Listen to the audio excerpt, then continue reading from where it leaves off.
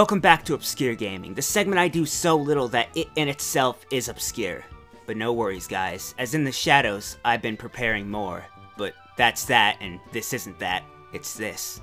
And so today on Obscure Gaming, I'll be talking about Pokemon Diamond 2 for the NES. Famicom if you want to get technical. But wait, Yuri of Wind, you disembodied voice with hair! Pokemon Diamond didn't have a sequel, let alone one released on the NES. And yes, you're technically correct. However, bootleg games aren't limited by such silly things as making sense or actually owning the rights to make the game that you're making. So sky's the limit, you guys. They can pretty much do whatever the hell they want. Anything's possible. And with that logic in mind, let's hop into the story of Pokemon Diamond 2. Now upon starting the game, you're greeted with not only a logo, but also Ponyta and Groudon, the two Pokemon that pretty much symbolize Generation 4. After pressing start though, you're greeted not by the senile old man you were expecting to see, but instead, Professor Birch and his magical beard. And while it's welcome, and extremely lacking, some may be wondering why Birch is in the opening to Pokemon Diamond's sequel. So why? Me? And the answer is simple: lying. Bootlegs are also not bounded by such trivial things as telling the truth. But it's best not to judge something based on its cover and opening sequence, I suppose, so we'll let the man speak. And while I can't read anything he's saying, I'm gonna go off on a limb here and say he's talking about how great Pokemon are and how there's a lot of Pokemon and we always discover new ones because landmasses just magically appear out of thin air, or nobody looked to the left for a really long time. That's how Johto started. But he talks, shows off a few towns, and then you're kind of teleported to your father's house / gym thingy. No, you don't get to name yourself, and then he starts going on about something that isn't English, and you wind up outside a Pokemon Center in Mauville City. Confused and scared, you have 2 highest level Pokemon on you for some reason, a bunch of items, 8,000 Pokemon bucks, and 4 badges. So either Daddy really loves you and gave you a care package before he sent you away, or something isn't right. And that's right, something isn't right. The thing is, this game is actually not a sequel to Pokemon Diamond, if you haven't guessed already. It's instead a remake of one of the Gen 3 titles, I'm assuming Ruby, but for the NES, of course. Which is why Birch and Papa were talking to you, and it also puts into perspective this amazing cutscene you get if you leave the game idle on the title screen for too long. Look at its majesty. Anyways, because it's on the NES and not the Game Boy Advance though, there are obvious restrictions, one of which being space, which is why I assume you essentially start the game halfway through with all previous locations that you would have been able to visit in the official version kind of locked off / not there, making Pokemon Diamond 2 half of Pokemon Ruby, which is a really convoluted plot for a Pokemon game. Though convoluted or not, this, let's call it sectioned off version of Pokemon Ruby is actually quite good, and a very accurate recreation of what I remember from Gen 3, which is astonishing because few bootlegs can actually do this. So good shit. Let's delve into the gameplay. Now Diamond 2 plays essentially like every other Pokemon game, mainly the older ones in some cases, but your objectives are the same as always. Leave starting town, walk down a route, go lower the self-esteem of some creepy looking trainers. See this one right here? I'm gonna come back to it later because I don't like this person.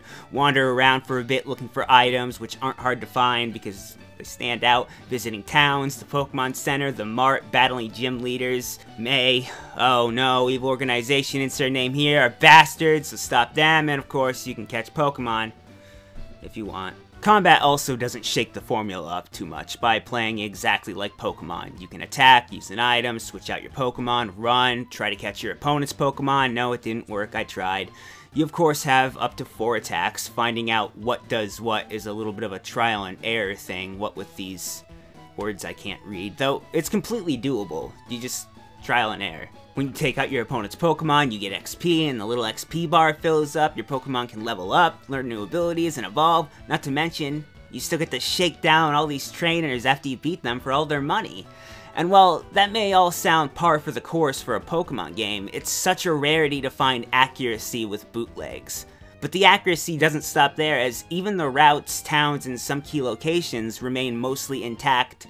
Mostly. Slight differences? Sure, but nothing that derailed my experience, or even something I even noticed that much until I pointed it out to myself. Now what's a more notable omission is that a lot of the features that were introduced in Gen 3 are absent here, because I assume space restrictions. I'm gonna stick with that. But for an example, your Pokemon have no natures or abilities. You can visit the location of Pokemon contests, but you can't participate because they're elitist bastards. Though the most obvious omission here are double battles. It's only one-on-one in this game, although the game was nice enough to leave all those pairs of twins together.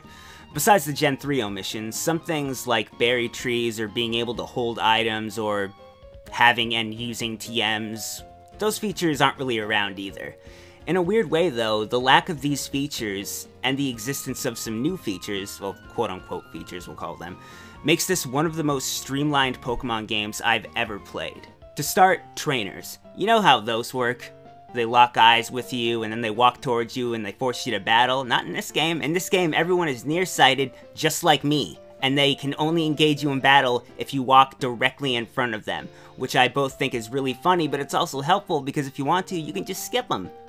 I mean, you won't get XP, and then you'll die later on, but you can skip them. And while the game may lack TMs, meaning you can't teach your Pokemon moves, it also lacks HMs, meaning you don't have to lug around that crappy Pokemon you taught all the HM moves to. If a rock needs to be broken, you can just break it, with your fist assumingly, and if you run into a body of water, you don't have to confirm you want to swim or have a water Pokemon. A Pokemon just magically appears under you for some reason, and you're swimming with no random battles while swimming, which is beautiful, because I couldn't find any repels in this game. The game doesn't give you running shoes or a bike, but it doesn't have to because you're already running at an incredibly awkward speed.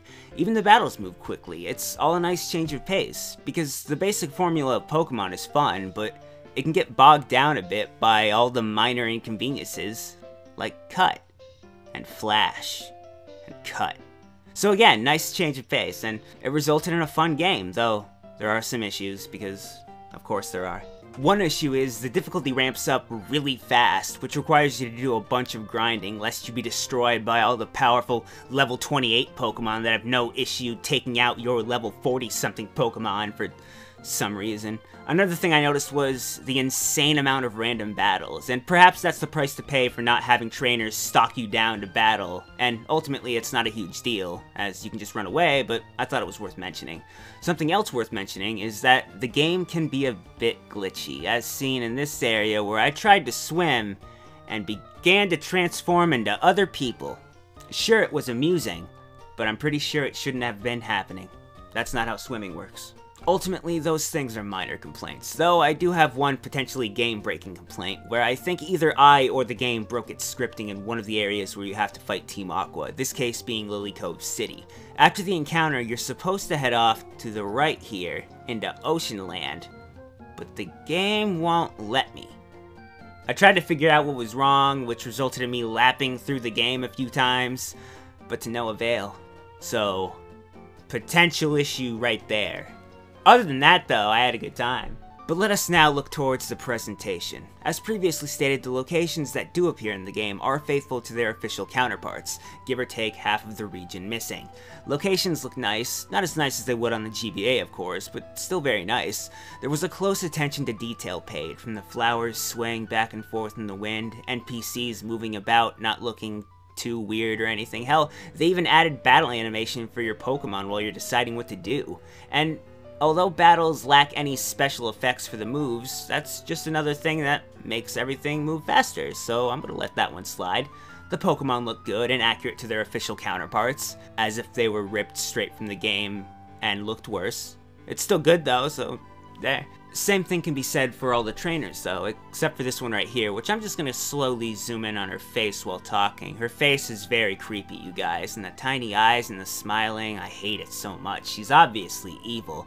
Her evil aside though, everyone looks good, or at least passable. Not her though. Even on the field, it's nice to see that they didn't just recycle Gen 1 sprites like they do in some other hacks. They actually look like the sprites used in Gen 3. I mean, sure, the main character looks like a walking backpack with legs, arms, and a head, but he's recognizable, and I'm willing to settle. Backpacks are okay, I'm not gonna buy one, but okay. Overall, the game is not amazing looking, but it by no means looks like crap. As for the soundtrack, we have Pokemon music, and it sounds pretty good. Here's a listen.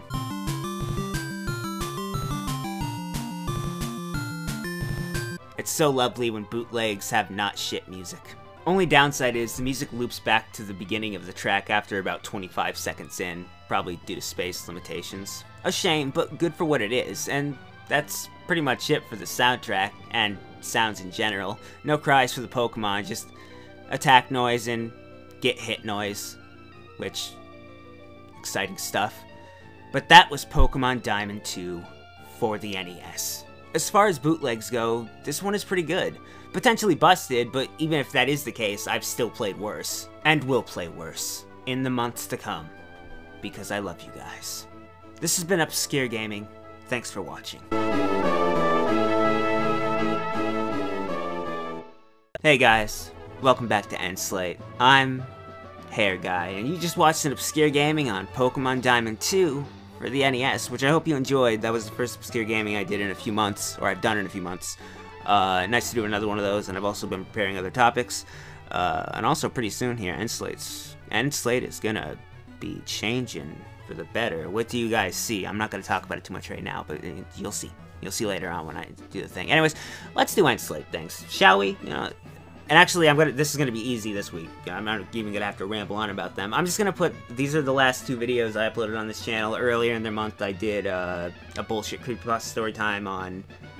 Oh no, was that the last video? Yeah, that was the last video I did. It was a bullshit creepypasta story time on something, and I did a game of mysteries on Kingdom Hearts. My memory's bad. I'm actually just gonna go ahead and check right now, because I may as well. Why not?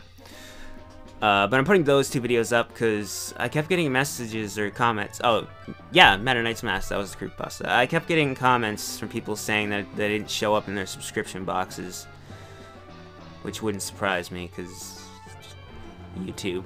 But, yeah, just putting those just in case, if anyone cares. Yeah. As for the bottom of the screen,